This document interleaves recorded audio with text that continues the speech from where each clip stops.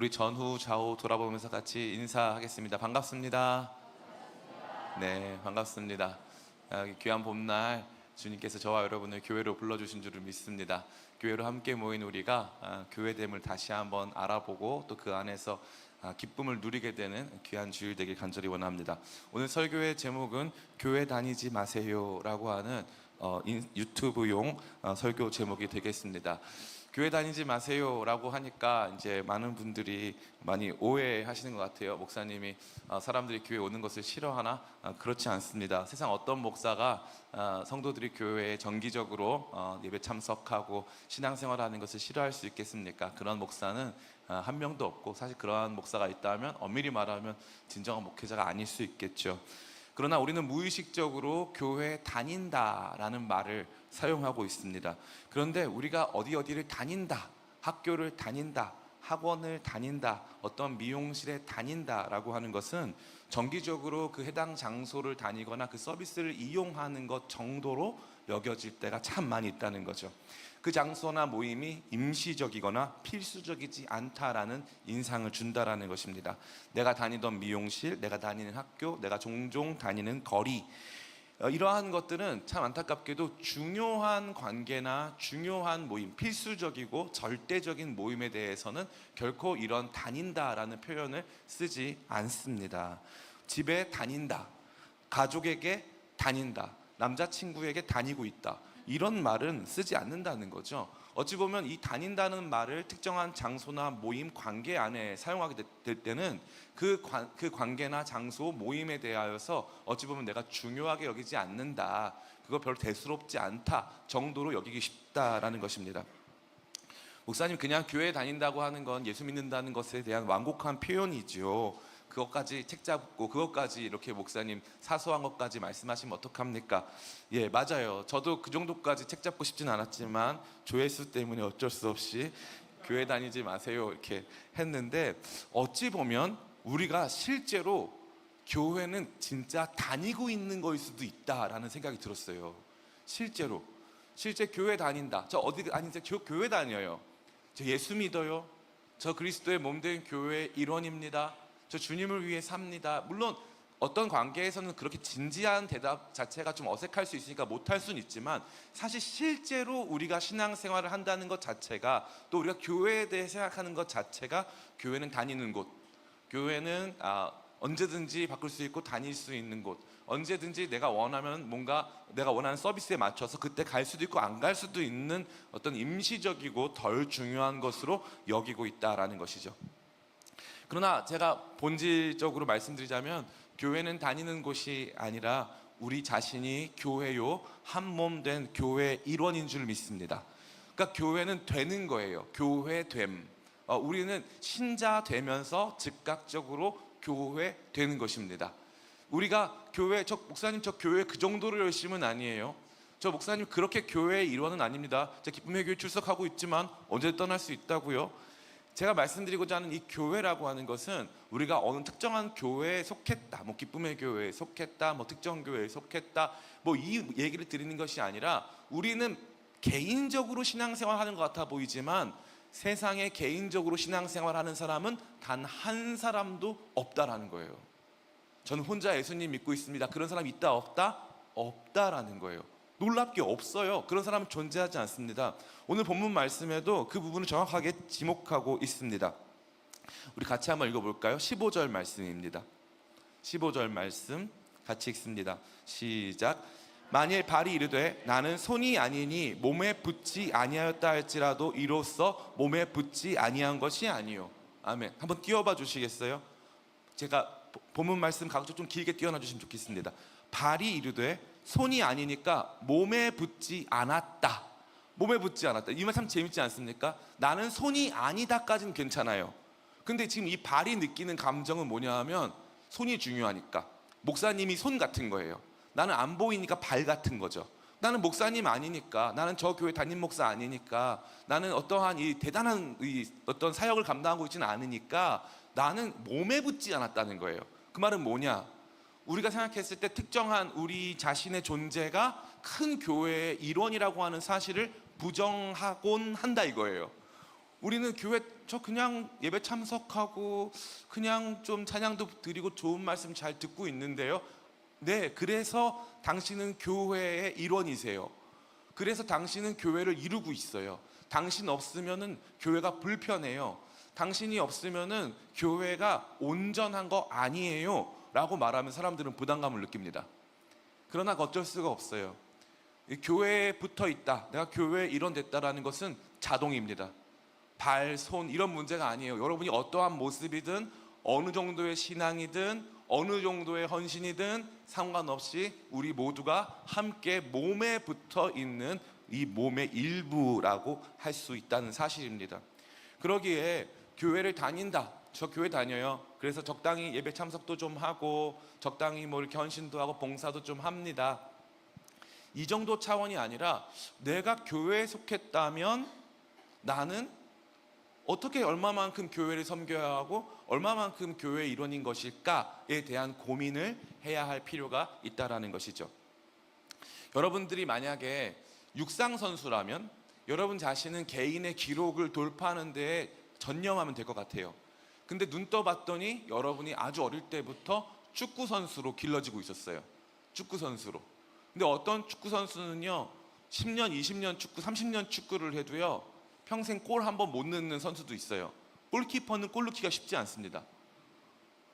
그런데 골키퍼는 축구팀 아닌가요?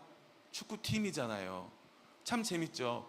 우리 안에서 신앙생활 할 때 골 열심히 넣고 앞에서 뛰는 뭐 손흥민 같은, 이강인 같은 선수들 축구 잘하는 것 같잖아요. 그러니까 저 사람들은 선수고 난 아니야. 근데 아니라는 거예요. 우리 모두 함께이고 우리가 다 한 팀이다라는 것입니다. 성경은 이 공동체를 이 몸으로 비유합니다. 이 몸과 같은 모습으로 우리가 신앙생활하면서 존재한다는 거죠. 많은 사람들이 생각해요. 이 불교는 이 천상천하 유아독존, 결국 내가 다다. 천상, 하늘 위와 하늘 아래에 결국 존재하는 건 나다. 오로지 나만 존재한다 라고 하는 것을 받아들이죠. 철저히 개인적인 신앙입니다. 근데 저는 그 말을 정면으로 비판해요. 우리가 개인적으로 실존할 수 있습니다. 그러나 그럼에도 불구하고 이 개인적 실존은 사회적 관계 안에서 수립되고 형성되는 것입니다. 부모 없이 태어난 사람이 있을까요? 없습니다. 목사님, 어떤 사람들은 이 부모가 일찍 돌아가셨거나 부모님이 없어지셔서 혼자 보육원에서 성장하는 사람도 있습니다. 네, 있죠. 맞습니다. 그러면 그 사람은 혼자 태어났을까요? 혼자 태어나지 않았습니다. 저는 그런 보육시설에서 자란 많은 청년들을 알고 있어요. 그 보육시설에 자란 청년들은 혼자 있잖아요. 그러면 오롯이 혼자일까요? 아니에요. 죽을 때까지 자기 부모를 찾거나 자기 부모에 대해서 생각해요. 죽을 때까지. 그럼 인간은 진짜 혼자입니까? 인간은 절대 혼자일 수 없습니다. 인간은 절대 혼자일 수 없어요.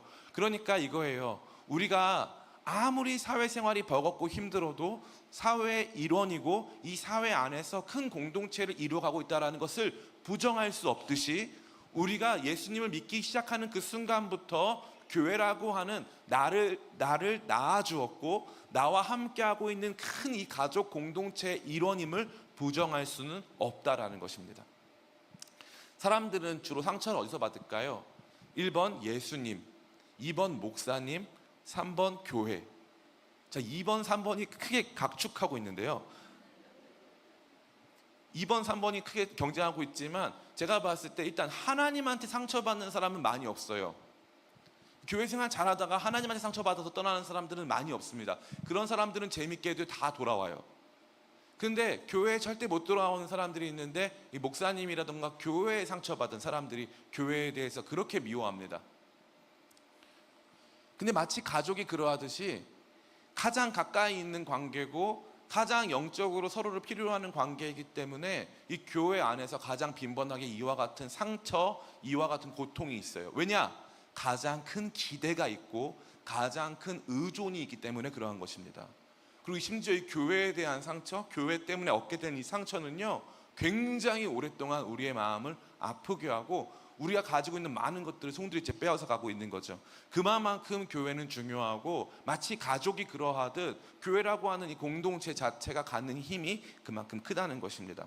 성경은 저와 여러분들을 이 몸이라고 하는 교회 공동체의 존재 양상으로 우리를 인도하면서 교회가 이런 곳이야, 교회 안에서 우리는 이렇게 신앙생활을 하고 있어, 또 그렇게 해야 해 라고 말해주고 있습니다. 그렇다면 그것은 어떠한 의미입니까? 총 4가지로 생각해 보겠습니다. 첫 번째, 따라해 볼까요? 몸은 종속됩니다. 예, 몸은 종속됩니다. 제가 골로새서 1장 18절 말씀 읽어드릴게요. 그는 몸인 교회의 머리시라. 그가 근본이시요 죽은 자들 가운데서 먼저 나신 이시니 이는 친히 만물의 으뜸이 되려 하심이요. 아멘. 우리가 고린도전서 12장에서는요 몸에 대한 이야기를 듣다 보니까 여기 보니까 손, 발, 귀, 눈 막 다 나왔는데 뭐가 안 나왔냐면 머리가 안 나왔어요. 근데 머리는 규명됐어요.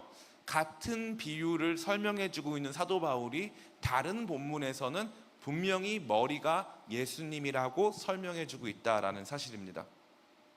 성경이 교회를 몸으로 비유할 때 늘 함께 등장하는 것은 머리이신 예수 그리스도입니다.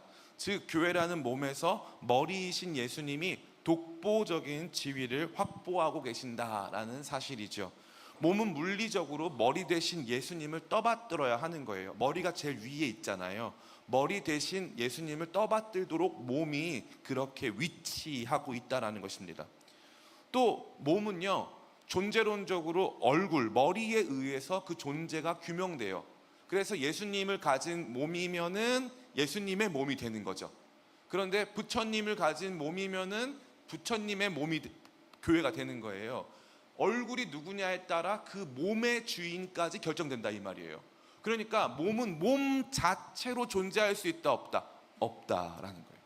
몸은 독립적이지 않다. 몸은 결코 독립적이지 않아요. 몸은 예수님을 떠받들어야 하고요 예수님으로 자기 정체를 규명합니다. 뿐만 아니라 이 몸은 기능적으로 머리의 통제를 받게 되어 있는 거예요. 머리의 통제를 받게 되어 있습니다. 그래서 이 모든 것이 머리에 의해서 머리가 의도하고 뇌가 주는 이 시그널에 맞춰서 몸이 움직이게 되어 있다는 거죠. 그러니까 성경이 주고 있는 교회 몸으로서 교회의 이 비유는 그 핵심이 뭐냐 하면 몸은 예수 그리스도라고 하는 머리를 떠받들고 그 예수님이라고 하는 머리, 즉 그 얼굴에 의해서 규정되고 그리고 그 머리에 의해 통제받는 곳이다. 그래서 교회 자체로 그 교회 자체로 독립적이거나 그 교회 자체로 위대할 수 있다 없다? 없다.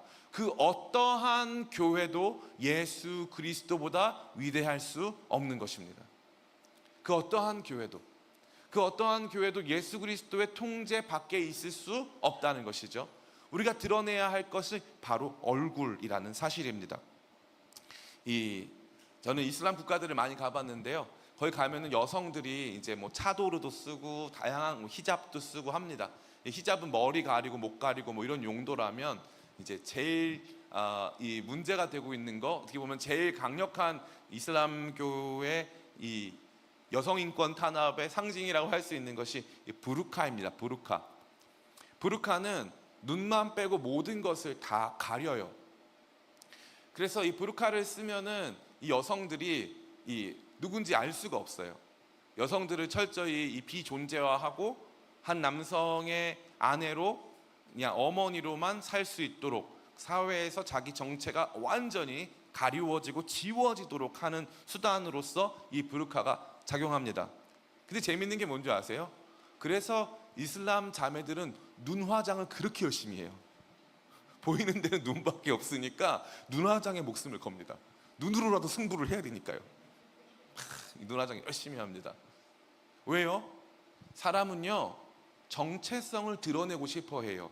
내가 누군지, 나는 어떠한 존재인지를 내 존재로 말하고 싶은 거예요.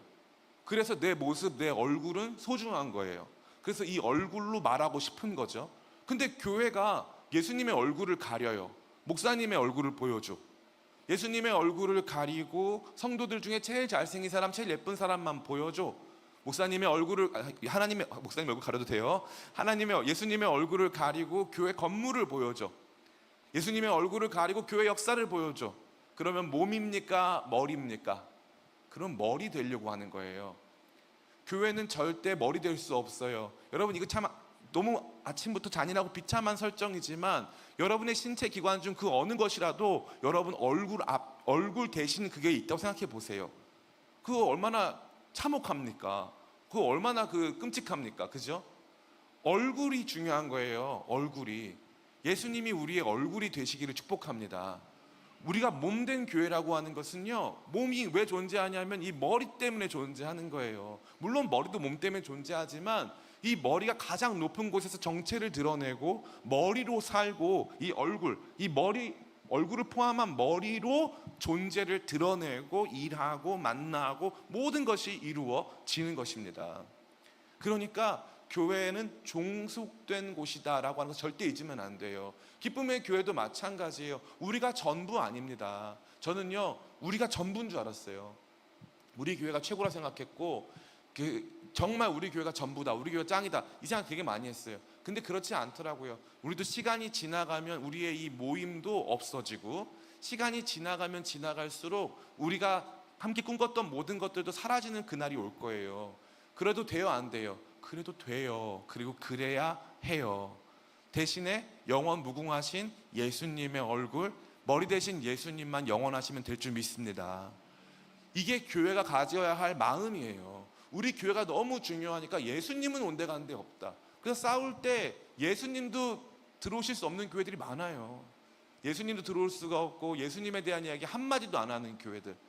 교회 왔는데, 성도들이 왔는데 예수님 얘기 한마디도 못 듣고 돌아가야 되는 그런 교회가 너무 많습니다. 저는 우리가 몸된 교회로서 기쁨의 교회는 예수님의 얼굴을 드러내고 머리 대신 예수님을 떠받들고 예수님에게 완전히 통치되어 종속된 예수님이라고 하는 우리의 머리 대신 그분의 온전한 통치를 그대로 받아들이는 거룩한 종속을 이루어가는 교회 되기를 축복합니다. 두 번째, 따라해 볼까요? 기능적 다양성. 아침이 돼서 조금 반응 속도가 0.3초 느려요. 네, 기능적 다양성 굉장히 중요합니다. 우리 14절부터 21절까지 같이 읽겠습니다. 시작.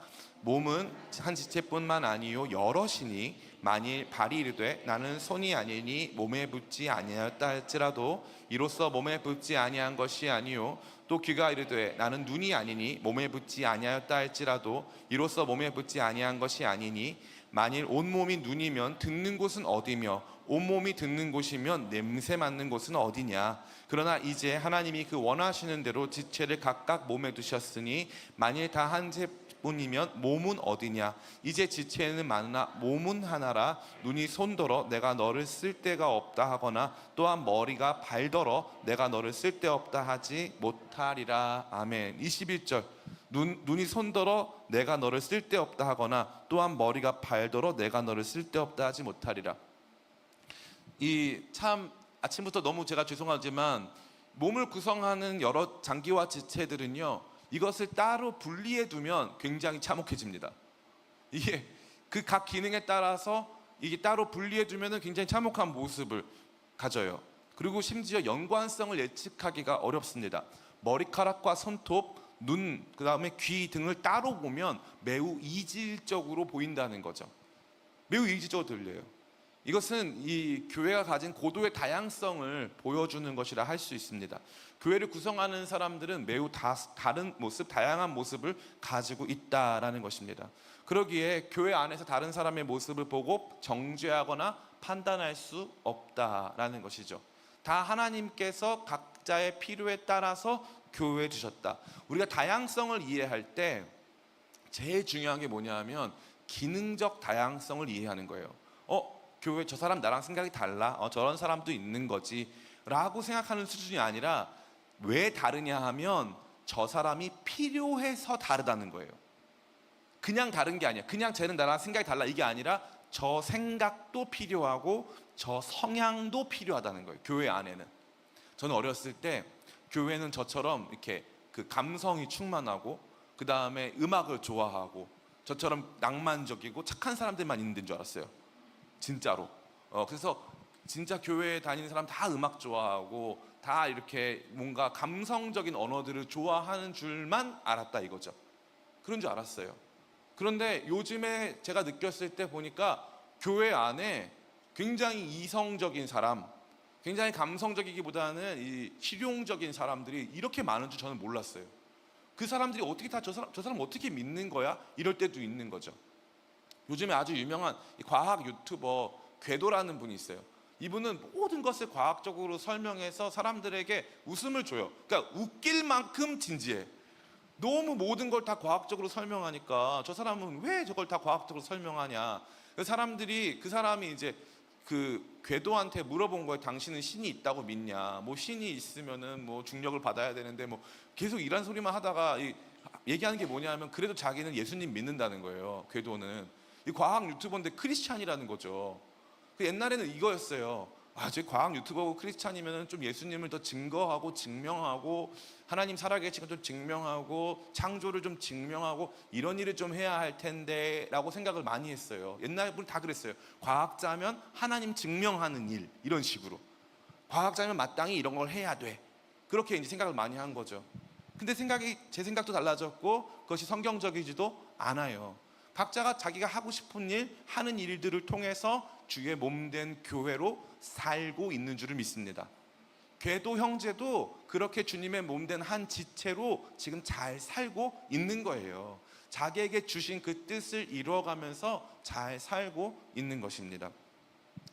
우리가 교회를 이해할 때 교회 안의 다양성은 단순히 관용하고 포용하는 수준이 되어서는 안 됩니다. 나랑 달라도 포용해 줄게요. 그럼 얼마나 기분 나쁩니까? 왜 내가 당신한테 포용을 받아야 하는 거죠? 나는 나대로 옳은데요? 이렇게 생각할 수 있다는 말이죠. 제가 용서해 드릴게요. 그것처럼 교만한 말이 어디 있습니까? 당신은 잘못된 크리스찬이지만 제가 당신 받아들이고 용서해 드릴게요. 이것처럼 교만한 말이 어딨냐 이 말이에요. 왜 크리스찬을 하나의 잣대로 다 재단하고 크리스찬의 모습은 이래야 한다, 교회는 양복을 입어야 한다. 제가 사실은 작년부터 주일 오전 예배 때 양복을 안 입기로 했었어요. 그런데 평생 이렇게 살다 보니까 고르다가 다시 양복을 또 입어요.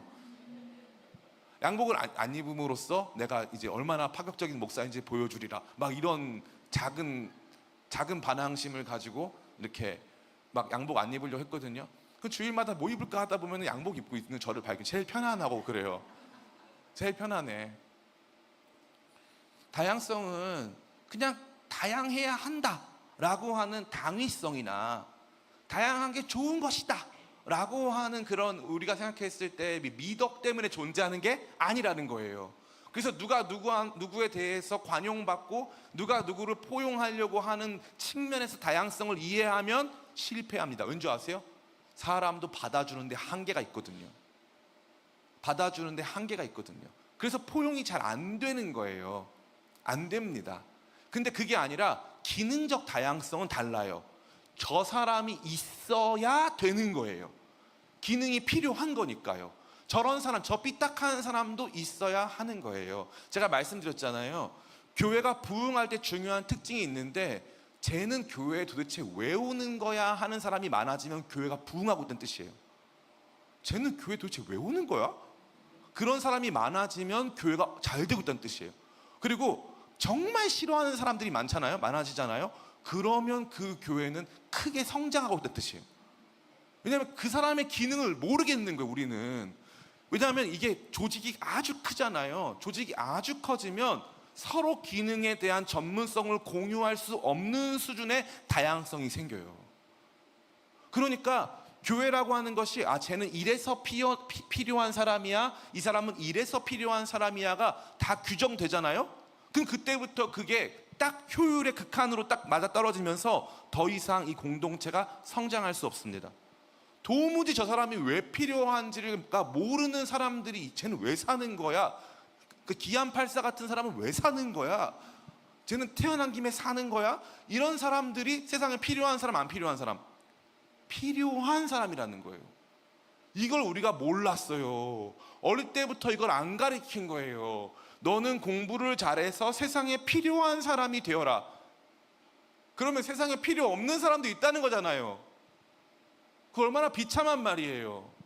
세상에 필요한 사람이 되어라가 아니라 너는 세상에 필요한 사람이야. 필요해서 하나님이 너를 이 땅에 불러주셨어. 이래야 할 줄 믿습니다. 이게 우리가 바라봐야 할 생각이에요.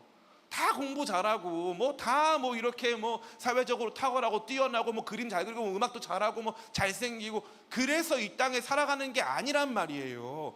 세상에는 다양한 사람들이 필요해요. 그 사람들이 없으면 안 되는 거예요. 없어서 될 만한 사람들은 없어요. 존재하지 않습니다.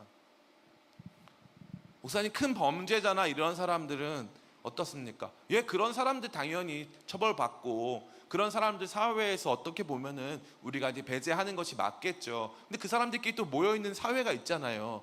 감옥 가면 또 필요한 사람들이더라고요. 그 사람들도 감옥에 몸을 이루는 지체더라고요. 각자 다 필요한 거예요. 그러니까 우리가 자꾸 사람에 대해서 생각할 때 다양성 여기에만 포커스를 맞추기 시작하면 그 다음부터는 나는 옳은데 옳지 않은 너를 내가 받아줄게가 돼버리는 거예요. 그게 아니라 기능적 다양성, 교회 안에 옳지 않은 사람이 있다 없다? 없다.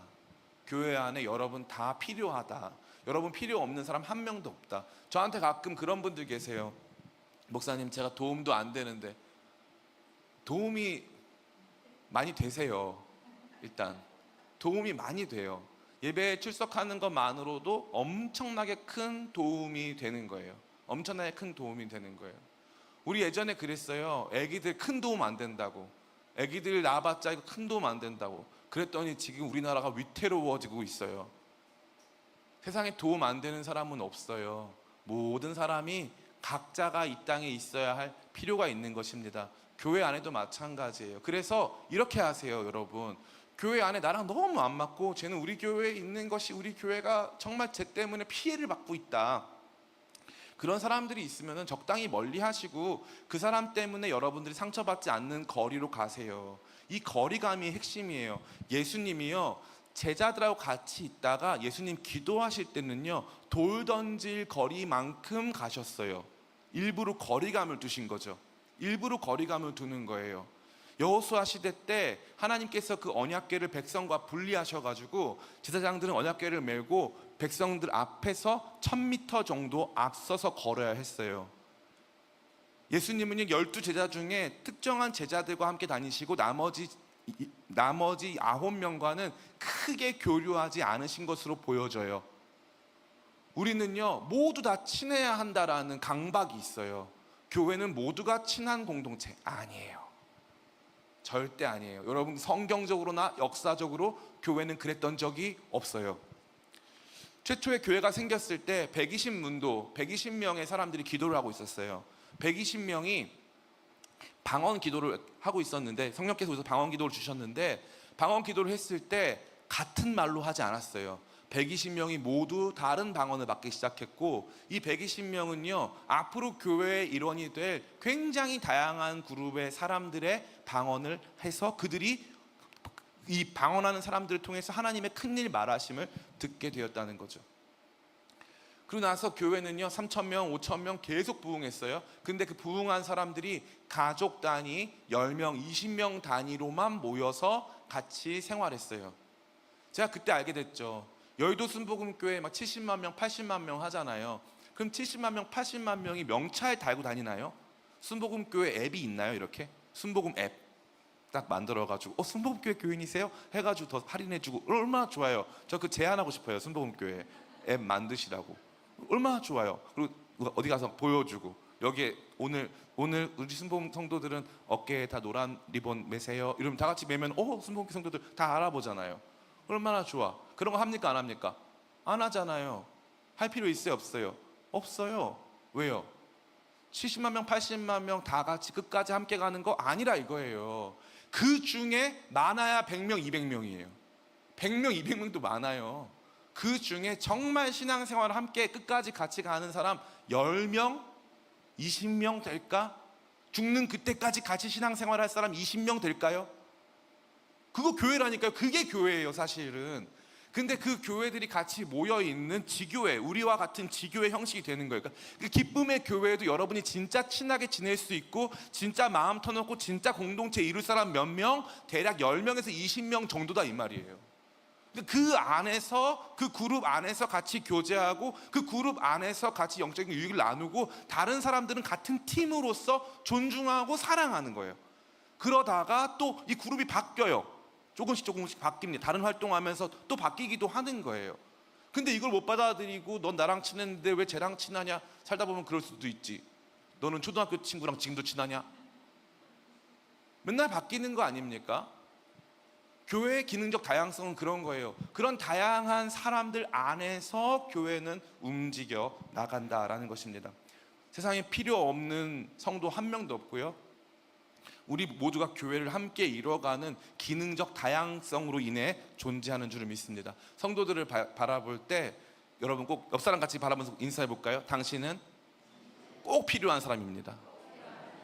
네. 여러분이 교회 안 나오면 그 문제가 생기는 거예요. 여러분이 교회 안 나오면 그 문제가 생겨. 여러분 교회 안 나오면은 그날 뭐 큰 일이 벌어질 거예요. 그러니까 여러분 꼭 나와야 돼. 네, 꼭 나와야 돼요. 세 번째 따라해 볼까요? 유기적 통일성. 예, 이 몸이라고 하는 것이 첫 번째 종속되어서 머리를 떠받들이고 머리의 통제를 받는 종속된 존재로서의 몸이었고, 두 번째는 다양한 지체를 가지고 다양한 장기, 다양한 기관을 가지고 있는, 다양한 조직을 가지고 있는 그러한 존재다. 몸은 그러한 곳이다. 기능적 다양성이 있다. 세 번째는 유기적으로 통일되어 있다 이거예요. 유기적으로 통일되어 있다. 다양성은 좋은 것이지만 다양성을 의미 있게 하는 것은 하나의 시스템이에요. 기능적으로 다 다른 거 인정. 이 사람도 필요하고 저 사람도 필요한 거 인정. 모두가 다 필요한 사람이에요. 그러면 그 사람들이 다 필요할 때 무슨 일을 해야 됩니까? 필요한 사람들을 잘 이용을 해야죠. 오늘날 우리 한국 축구는 큰 위기를 맞이하고 있습니다. 역사상 가장 화려한 이 스쿼드를 자랑하는 한국 축구에는요, 토트넘 핫스퍼에서 뛰고 있는 손흥민 선수, 파리 생제르맹에서 뛰고 있는 이강인 선수, 이 미넨에서 뛰고 있는 바이에른 뮌헨에서 뛰고 있는 김민재 선수 등을 비롯한 많은 해외파 탁월한 선수들이 있어요. 이 탁월한 선수들이 같이 모였는데 팀 내 갈등도 있대요. 탁월한 선수들이 같이 모였는데 이 선수들이 하나 되지 못하고 서로 이 제대로 플레이를 못한다는 거예요. 다양한데? 기능적으로 이렇게 탁월한 다양성들이 다 모였는데 이게 왜 안 될까요? 감독의 문제라고만 말하기에는 아쉬움이 있겠지만, 그럼에도 불구하고 우리가 느끼게 되는 것은 무엇입니까? 이들 모두를 정말 원활하게 경기에서 자기 실력을 100번 발휘할 수 있게끔 하는 시스템, 체계, 작전, 전략, 이러한 것들이 필요하지 않겠느냐 하는 것이죠. 그러한 것이 없다면 결코 그것이 온전할 수 없다라는 것입니다. 그러니까 교회의 다양성은 교회의 하나됨 안에 존재해야 한다는 거예요. 우리가 하나의 교회라고 하는 그 감각, 하나의 교회라고 하는 그 인식 가운데서 교회가 존재해야 된다는 것이죠. 제가 에베소서 4장 3절과 6절입니다. 제가 읽어드릴게요. 평안에 매는 줄로 성령이 하나 되게 하신 것을 힘써 지키라. 몸이 하나요 성령도 한 분이시니 이와 같이 너희가 부르심의 한 소망 안에서 부르심을 받았느니라.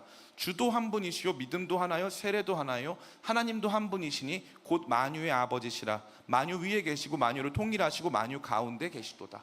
아멘. 여기 보니까 몸이 하나고 성령도 한 분이시고 한 소망 안에서 부르심 받았다. 주님도 한 분이고 믿음도 하나고 세례도 하나고 하나님도 한 분이다. 우리가 믿는 그분이 다 같은 분들이다, 같은 분이다 이거 말이죠. 굉장히 중요한 메시지입니다. 우리가 한 팀이다, 원팀이다라는 거예요. 원팀. 우리가 한 몸이다라는 거죠. 한 몸이다. 이거 정말 여러분에게 많은 위로가 되는 것입니다. 2016년으로 기억이 나는데 2016년에 이제 저희가 이제 팀으로 같이 이 터키에 처음 갔어요. 거기 안탈리아라고 하는 곳에 이제 안탈리아 복음주의 교회라는 교회가 있었어요. 제가 성격이 참 모나가지고 한국인 선교사님들 없는 곳으로 가야 된다. 그래서 한국인 선교사님들 없는 곳까지 우리 팀을 다 이 차로 가가지고 이스탄불부터 안탈리아까지 운전 다 해가지고 타우로스 산맥을 넘어서 이제 갔습니다. 거기 가가지고 이제 이 안탈리아 복음주의 교회를 만났죠. 거기 만나가지고 같이 이제 예배를 드렸어요. 예배를 같이 이제 드리고 나서 저희를 소개해 주시더라고요. 그래서 저희가 누구냐 이렇게 설명을 하면서 하나님 저한테 주시던 감동이 있어가지고 거기서 그걸 나누었어요. 우리 원 바디, 한 몸입니다. 우리 주님 안에서 한 몸입니다. 한 몸 된 여러분들을 만나러 왔다고 하니까 너무 큰 감동을 받아요. 왜냐? 터키는 인구가 8천만 명인데 크리스찬이 8천 명이에요. 8천만 명 중에 8천 명. 그러니까 크리스찬 비율이 10,000명 중에 한 명인 거예요. 10,000명 중에 한 명. 크리스찬을 만난다는 게 너무 어려워. 근데 우리가 가가지고 우리 한국에서 온 크리스찬들이 당신들 일부러 찾아왔어요. 왜냐하면 당신들하고 우리랑 하나니까요. 얼굴도 본 적 없어요. 다시 만나기도 어려운 사람들입니다. 그러나 우리가 한 몸이라고 했을 때 그 사람들은 너무 기뻐했어요. 그래서 우리 성찬식에 같이 참여했거든요. 성찬식에 같이 참여하고 너무 감사했어요. 한 몸으로서 한 성찬. 물론 큰 문제가 있었어요. 우리 지금 이번 주에 결혼하게 된 안상혁 목사님이 그때 거기는 성찬식을 빵 하나로 하거든요. 큰 빵 하나로 이제 해가지고 성도들이 앞에 나가서 빵을 목사님이 찢어준 게 아니라 성도가 빵을 뜯어서 목사님이 들고 계신 포도주에 이렇게 적셔가지고 바로 먹고 자리로 가는 거예요. 우리 교회도 그렇게 바꿀까 지금 고민하고 있는데 빵 뜯어서. 근데 안상영 목사님 처음 하는 거잖아요. 빵이 이렇게 있고 뒤에 사람들 줄 서 있는데 빵의 80%를 띈 거예요. 혼자서. 띄어지는 순간 그 목사님도 놀라고 안상혁 목사님도 놀라고 뒤에 있던 사람들도 다 식은땀을 흘리기 시작하는 거예요. 그래서 안상혁 목사님이 이제 한 몸으로서 큰 떡을 취하는, 큰 빵을 취하게 됐죠. 그 빵을 다 먹었어. 진짜 먹을 때 너무 힘들어 보이더라고요. 빵을 그 포도주 적셔서 먹는데 굉장히 힘들어 보이더라고요. 그 뒤부터가 문제인데 뒤는 거의 진짜 너무 조금 뜯어가지고 살짝 찍어가지고 진짜 너무 충격받았어요. 저는 그렇게 같이 막 먹고 우리가 한 몸이다. 그래서 많이 먹는 몸을 데려와서 미안하다. 막 이렇게 했는데 너무너무 좋았어요. 우리가 그리스도 안에 한 몸이라는 사실. 그러다 보니까 그분들 그 터키어로 찬양하는데 우리가 아는 곡이 나온 거예요. 아까 우리 목사님이 불렀던 당신은 영광의 왕, 이 노래를 부르는 거예요. 그러니까 우리가 다 같이 아는 노래잖아요. 그러니까 우리는 한국말로 부르고 그 사람들은 터키어로 부르고 하면서 같이 찬양을 했어요. 그 감격은 이루 말로 할 수가 없습니다. 우리가 서로 한 팀이라는 것을 같이 경험하게 됐을 때, 우리가 서로 다르지만 언어도 다르고 살아온 배경도 다르고 다 다르지만 우리는 사실 그리스도 안에서 큰 이 섭리 속에 하나된 존재, 하나된 한 몸이라는 사실을 발견했을 때 마음이 엄청 뜨거워져요. 마음이 엄청 뜨거워집니다. 너무나도 큰 기쁨이 있어요. 그리고 내 존재 가치가 드러나는 거예요. 몸이라고 하는 것은 좋은 것인 줄을 믿습니다. 몸의 기능적 다양성은 몸의 하나의 시스템으로서의 통일성 속에 존재하는 거예요. 그럼 이 통일성이 뭐가 좋은 거냐? 목사님 통일성 좋겠습니다. 아주 이 좋은 덕목이죠. 그런데 재밌는 건 뭐냐면은 이 유기적 통일성은요 어떤 거냐면요, 따라해 볼까요? 자기 보호 본능이 있다는 거예요. 유기적 통일성은 우리 같이 한번 읽어보겠습니다. 22절부터 25절 26절까지 같이 읽겠습니다. 시작. 그뿐 아니라 더 약하게 보이는 몸의 지체가 도리어 요긴하고 우리가 몸에 덜 귀히 여기는 그것들을 더욱 귀한 것들로 입혀주며 우리 아름답지 못한 지체는 더욱 아름다운 것을 얻느니라. 그런즉 우리 아름다운 지체는 그럴 필요가 없느니라. 오직 하나님이 몸을 고르게 하여 부족한 지체에 귀중함을 더하사 몸 가운데서 분쟁이 없고 오직 여러 지체가 서로 같이 돌보게 하셨느니라. 만일 한 지체가 고통을 받으면 모든 지체가 함께 고통을 받고 한 지체가 영광을 얻으면 모든 지체가 함께 즐거워하느니라. 아멘. 여기 보니까 유기적 통일성의 핵심이 뭐냐 하면요, 한 지체가 고통을 받으면 모두가 같이 고통을 받고요, 한 지체가 영광을 얻으면 우리 모두가 같이 즐거워한다는 거예요.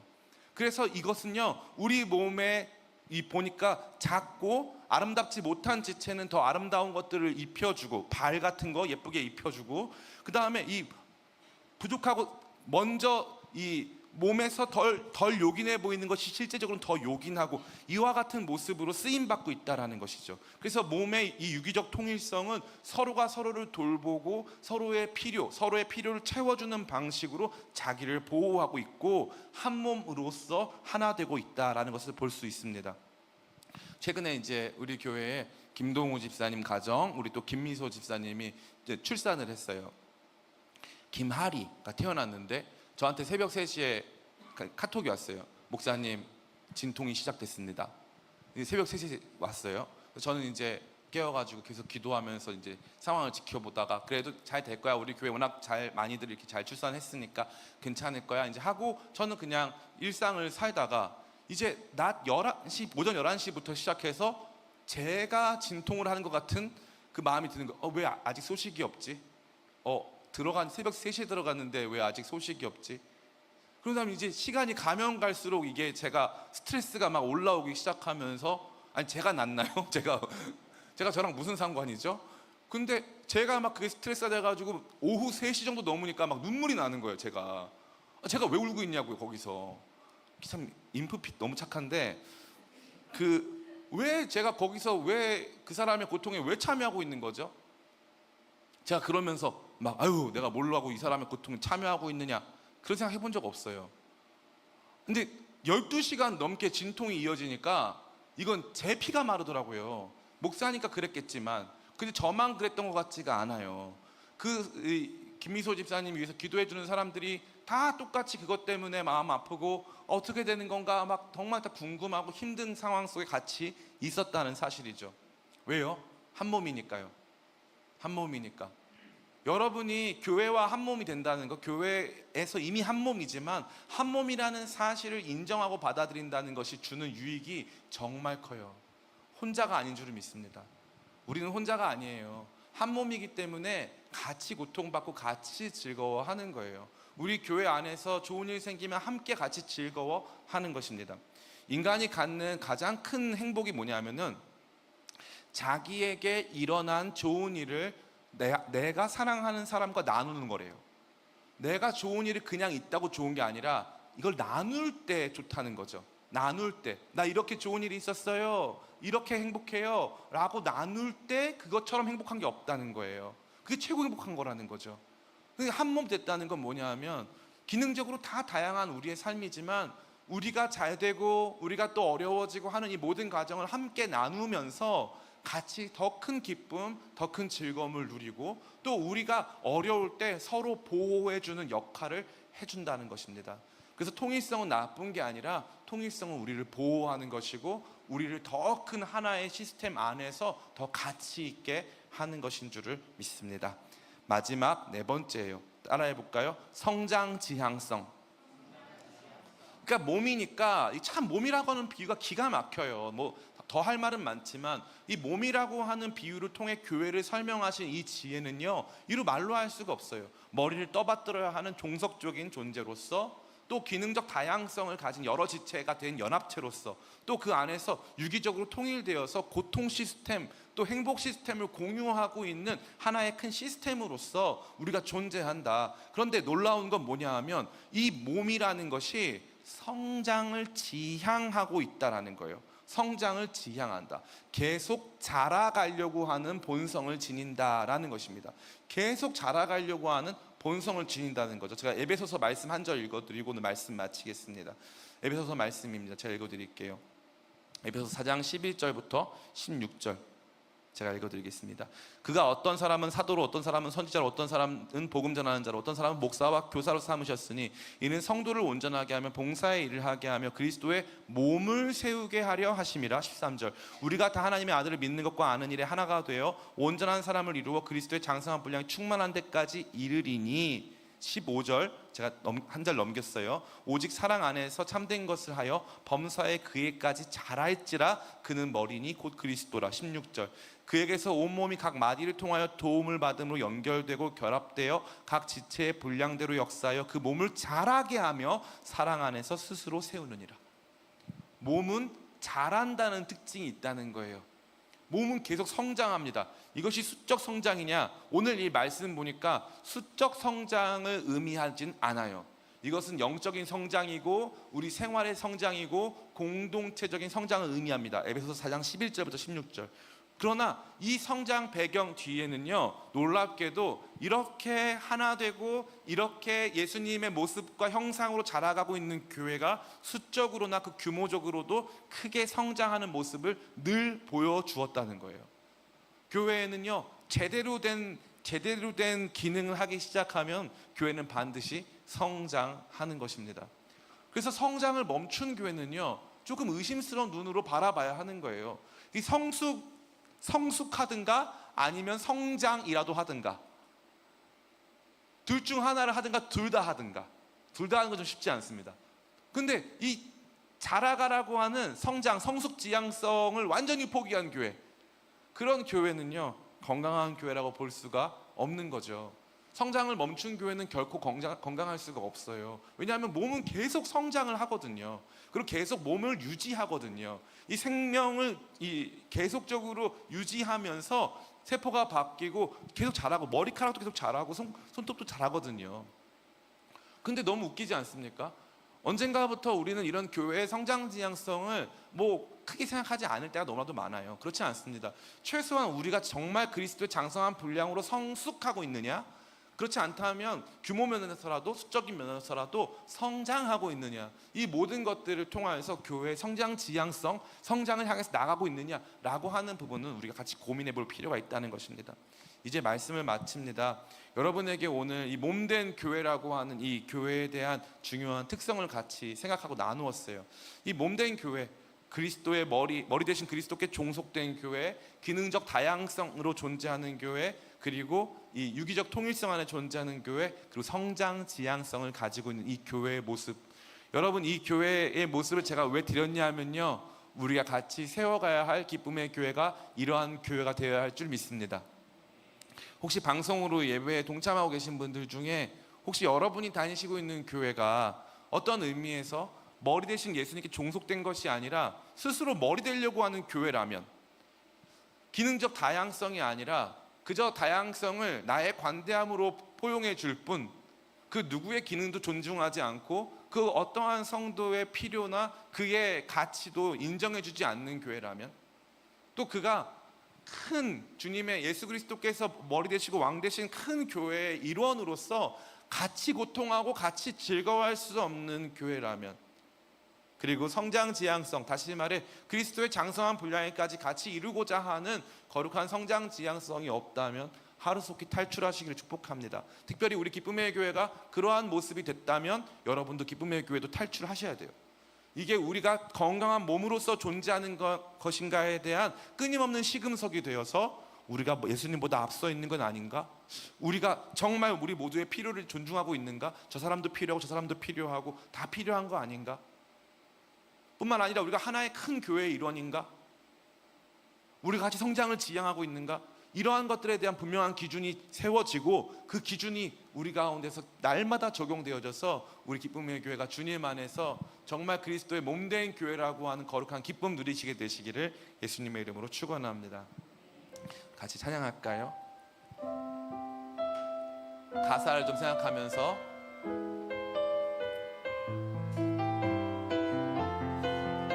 가사가 안 나와요? 주 안에 우린 하나, 주 안에 우린 하나. 모습은 달라도 습은 달라. 예수님 한 분만 바라네, 한 분만 바라네. 사랑과 선행으로, 사랑과 선행, 서로를 격려해, 서로를 따스함으로 보듬어가리, 따스함으로 보듬어가리. 주님 우리 함께 계시니 깨하시. 형제 자매의 기쁨과 슬픔 느끼네. 내 안에 있는 주님 모습 보내, 그분 기뻐하시네.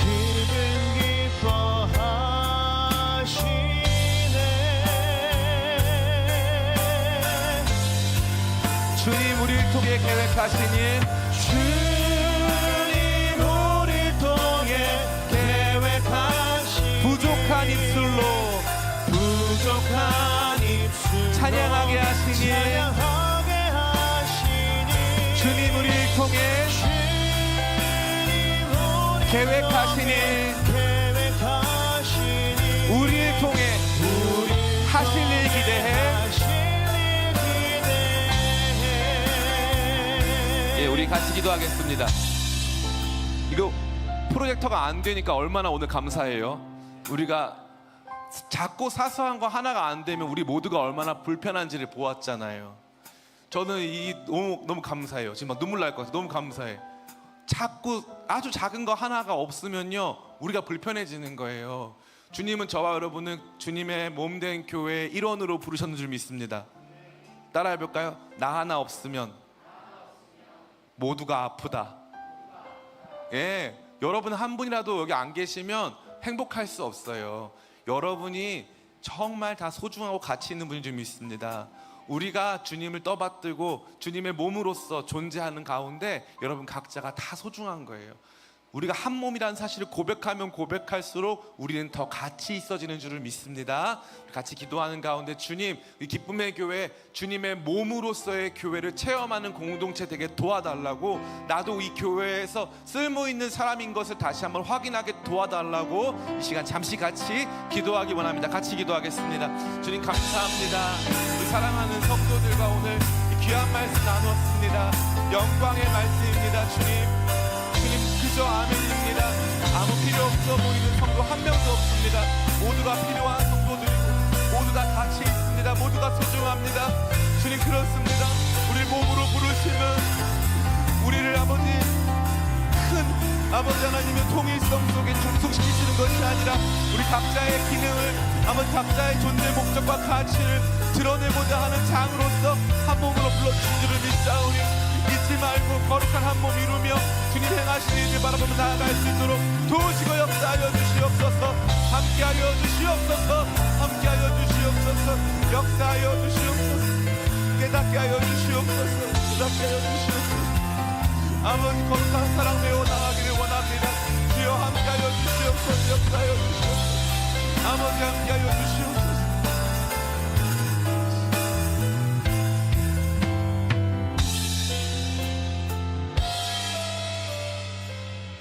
주님 감사합니다. 주님께서 한 몸이라고 우리를 불러주심은 우리를 기계처럼 부속품처럼 여기시려고 함이 아니요, 그 한 몸 속에서 가치 있고 존귀히 여김받고 보호받으라고 말씀하심인 줄 믿습니다. 우리 모두가 덜 귀해 보이건 것이 도리어 요긴하고 아름다우지 못한 지체를 더 아름다운 것으로 입혀주고, 모두 한 지체가 고통당하면 다른 모든 지체도 같이 고통당하는 이러한 몸이라고 하는 거룩한 비유를 통해 교회를 설명하신 주님의 아름다우심을 찬양합니다.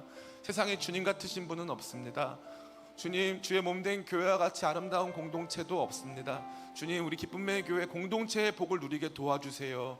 한 몸 되어서 기뻐하고 즐거워하고 같이 울고 같이 웃으며 한 몸 이뤄가는 기쁨과 즐거움 누리게 도와주시되, 편협한 생각, 내가 전부고 내가 아는 세상이 전부라고 하는 교만한 생각 다 내려놓게 도와주시고, 주님께서 빚어가시고 만들어가시는 교회의 다양성 속에 거룩한 한 몸을 느끼고 누리고 함께 성장하는 즐거움 경험할 수 있도록 붙잡아 주시옵소서. 평생 함께 신앙생활하는 이것이 얼마나 큰 복인가를 날마다 묵상하며 감사하게 도와주시옵고, 날마다 그 가운데서 우리 자신의 존재가 더욱 귀하게 여김받고 보호받는 것을 누림으로 말미암아 교회로 우리를 불러주신 주님을 찬양하고 늘 감사할 수 있는 우리 교회 되도록 역사하여 주시옵소서. 교회를 바라보는 안목과 분명한 기준이 이번 시리즈를 통하여서 생겨나게 도와주시고, 그러함으로 말미암아 흔들림 없이 주의 몸된 교회 잘 생겨나갈 수 있도록 은혜 더하여 주시옵소서.